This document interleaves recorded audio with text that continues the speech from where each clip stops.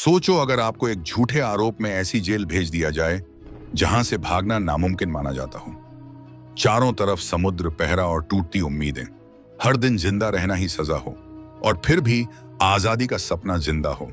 क्या इंसानी हौसला इस नरक से निकल पाएगा? मूवी की शुरुआत 1931 में पेरिस से होती है, जहां पेपिलॉन नाम का एक शख्स रहता था जो किसी भी जेल का ताला खोलने में माहिर था। एक दिन बहुत बड़ी चोरी करने के बाद उसने सारे हीरे अपने बॉस को दिए, तो उसका बॉस उससे कहता है कि तुमने थोड़े बहुत हीरे अपने पास तो नहीं रख लिए?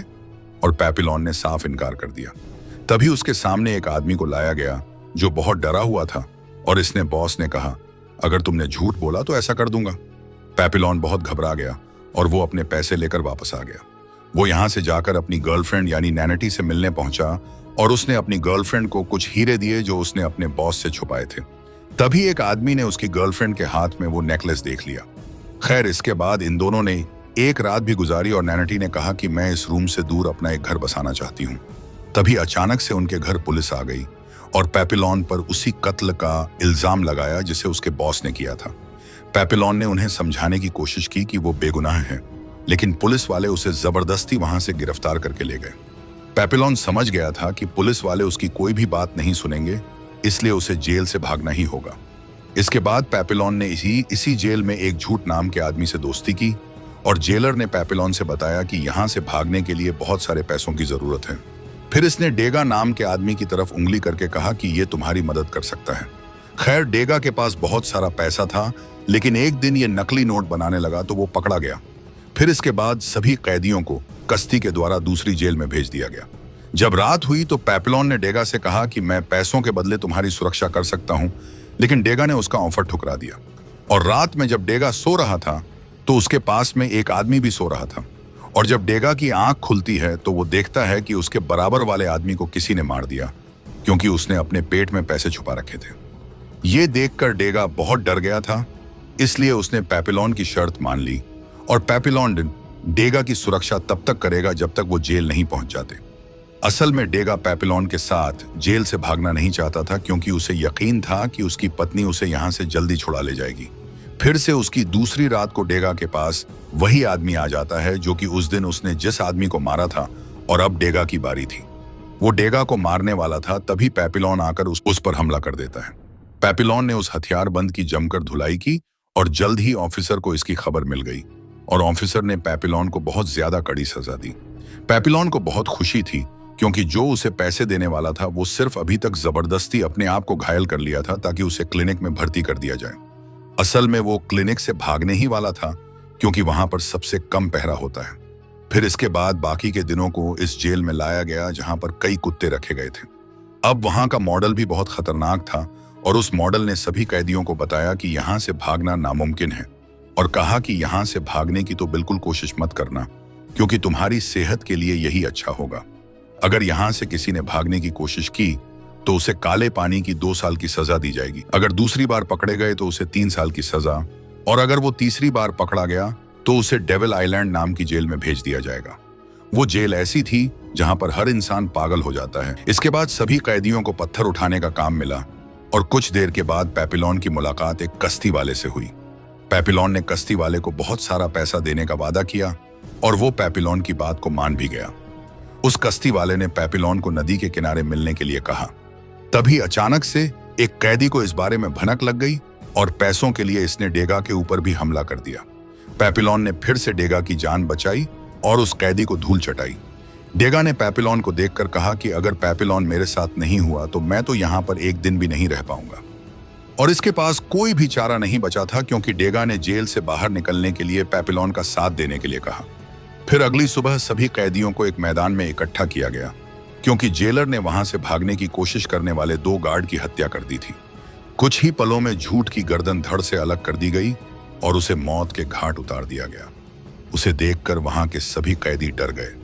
इसके बाद मॉडल ने पेपिलॉन और डेगा को उनकी लाश को दफनाने के लिए भेजा गया, और जैसे ही की लाश ले जा रहे थे तभी डेगा को उल्टी आने लगती है, क्योंकि आज तक उसने कोई भी लाश ऐसे नहीं उठाई थी। पेपिलॉन ने उसे समझाने की बहुत कोशिश की, लेकिन कोई फायदा नहीं हुआ। तभी वहां पर एक गार्ड जाता है और डेगा से कहता है कि साला भाई, लाश को उठा, यहां से ले जा।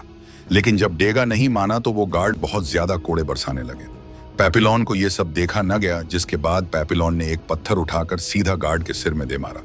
इसके बाद पेपिलोन वहां से भाग निकला, लेकिन बेचारा डेगा डर के मारे वहां से नहीं भाग पाया। उसी रात को पेपिलोन उसी कश्ती वाले से मिलने के लिए पहुंचा और पेपिलोन ने उससे कश्ती मांगी तो वो आदमी जोर जोर से हंसने लगा। जब पेपिलोन ने पीछे मुड़कर देखा तो उसे गार्ड ने ही चारों तरफ से घेर लिया था। तभी इस बात का खुलासा होता है कि कश्ती वाला आदमी अगर कोई कैदी यहां से भागता था तो ये कश्ती वाला आदमी जेलर को बता देता था।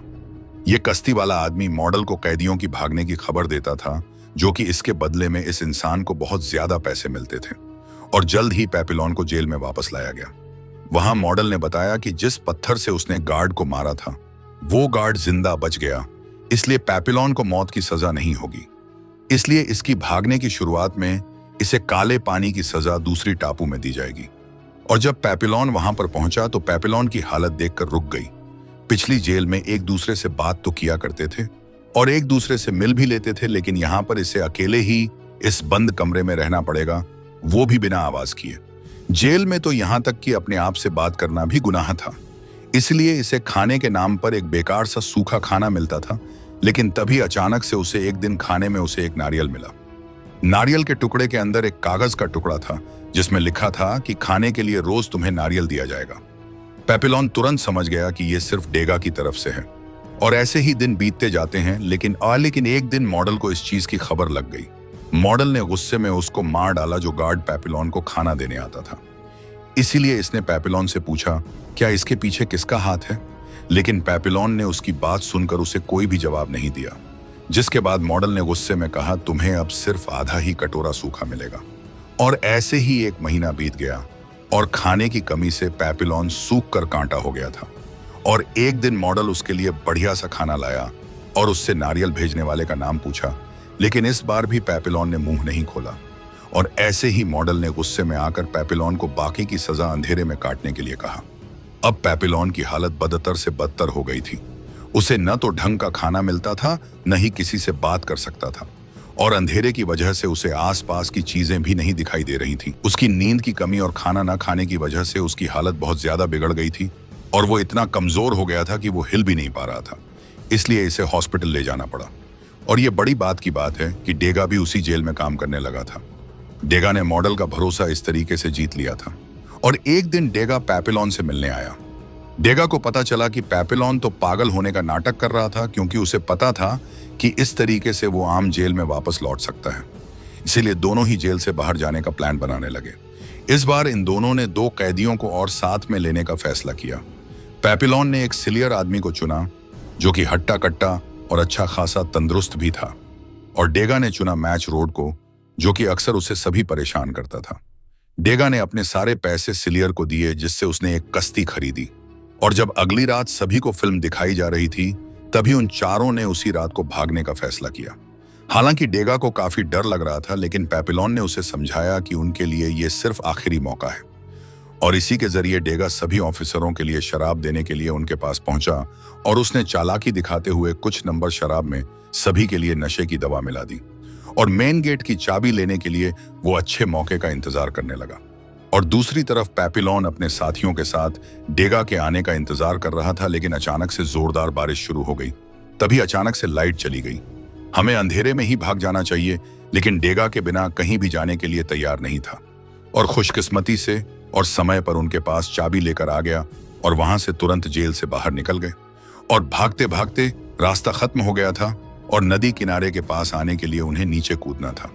ये तीनों नीचे तो कूद गए थे, लेकिन ऊपर से डेगा ही रह गया था। और जैसे ही डेगा नीचे कूदने के लिए तैयार होता है, तभी अचानक से लाइट आ जाती है। इससे डेगा डर गया और धड़ाम से नीचे गिर पड़ा और डेगा की टांग में फ्रैक्चर हो गया था। इसलिए सिलियर ने इन सभी से कहा कि हमें डेगा को यहीं पर छोड़कर चलना चाहिए। पेपिलोन अभी भी नहीं माना और लोन साथ मिलकर डेगा का साथ दिया और वो तीनों किनारे तक पहुंच गए, क्योंकि कश्ती उनके लिए तैयार खड़ी थी। और वो चारों बिना समय गंवाए कश्ती में बैठे और अंधेरे समुद्र में आगे बढ़ने लगे। और कुछ घंटों बाद जब सूरज उगा तो सिलियर को एहसास हुआ कि वो अब तक ज्यादा दूर नहीं आ पाए थे। और उन चारों ने हिसाब लगाया कि कश्ती हमारे चारों के लिए ज्यादा छोटी है और हम चारों को बाहर तो नहीं उठा सकते। और साथ ही इन चारों की तरफ एक भयंकर तूफान इनकी तरफ बढ़ने लगा। और इनके पास समय बहुत ज्यादा कम था, इसलिए सिलियर ने अपनी ताकत के दम पर मैच रोड को धक्का देकर पानी में गिरा दिया।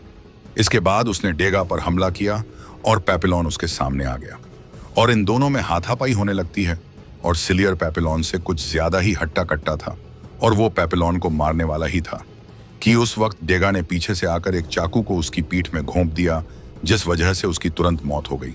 इसके बाद इन दोनों ने मिलकर उसकी लाश को कश्ती से पानी में फेंक दिया और कुछ पलों में वो तूफान की चपेट में आ गए और चारों तरफ अंधेरा ही अंधेरा हो गया।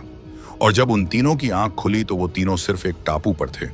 असल में कुछ टापू वाले लोगों ने उन तीनों को उस पानी में बहते हुए देखा तो उन लोगों ने उठाकर अपने टापू में रख लिया। तभी वहां पर एक नन ने पेपिलोन को आकर बताया कि ये टापू कोलंबिया में है और पेपिलोन ने डेगा से कहा कि हमें जल्द से जल्द यहाँ से निकलना चाहिए। और इसकी बात सुनकर डेगा ने कहा कि तुम यहाँ से जाना चाहते हो तो जा सकते हो, क्योंकि अब इनकी डील खत्म हो चुकी है। असल में वो भाग भाग कर थक चुका था, इसलिए वो अपनी पूरी जिंदगी आराम से एक जगह पर गुजारना चाहता था। जिसके बाद मैच रोड के पास गया और उससे कहा कि भाई तुझे चलना है, तो मैच रोड कहता है मुझे नहीं जाना, मैं तो यही रहूंगा, मजे ही मजे हैं। आखिरकार पेपिलोन ने वहां से अकेले निकलने के लिए फैसला कर ही लिया था। तभी अचानक से उसकी नजर पड़ी। तभी पेपिलोन समझ गया था कि नन ने उन सभी की खबर पुलिस को दे दी है। तभी पेपिलोन ने डेगा को उठाया, लेकिन उसी पर पुलिस वालों ने आकर उन दोनों को पकड़ लिया। तभी उन्होंने मैच रोड को पकड़कर वहीं पर गोली मार दी और आखिरकार पेपिलोन को फिर से उसी जेल में वापस ले आते हैं और इस लोन को देखते हैं कि उसने 5 साल की काले पानी की सजा पूरी कर ली थी और उसे डेविल आइलैंड की जेल में भेजा जा रहा था। पेपिलोन हैरान हो गया था क्योंकि डेगा भी वहीं पर खड़ा था। असल में इसने 9 ऑफिसरों की शराब में नशा मिलाया था। इसी के जरिए डेगा को पहले से ही उसी जेल में भेज दिया गया था। और 5 साल बीतने के बाद इन दोनों ने एक दूसरे को देखा और बहुत ज्यादा खुश भी हुए और वो दोनों समंदर के किनारे आपस में बैठे थे। तभी पेपिलोन को एक आइडिया आया। पेपिलोन ने डेगा से कहा कि हम दोनों आपस में मिलकर एक क्राफ्ट बनाई जो कि समुद्र की लहरें उन्हें खुद दूसरे किनारे तक ले जाएंगी।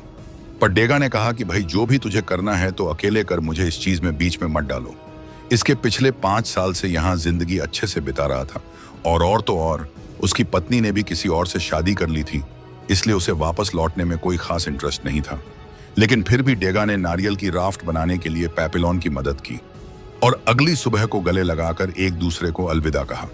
और पेपिलोन ने उस राफ्ट को समुद्र में फेंक कर वो उसके ऊपर कूद गया। खुशकिस्मती से उसका प्लान काम कर गया था, जो कि लहरें उसे दूसरी ओर ले जाने लगी। उसे जाते देख डेगा की आंखों में भी आंसू आ गए थे। तो दोस्तों, ये मूवी हैप्पी एंडिंग के साथ ही यहीं पर खत्म हो जाती है। अगर आपको इस मूवी की एक्सप्लेनेशन थोड़ी सी पसंद आई हो तो इसे लाइक करके चैनल को सब्सक्राइब करना ना भूलें। बाकी मैं मिलता हूं आपको अगली वीडियो में।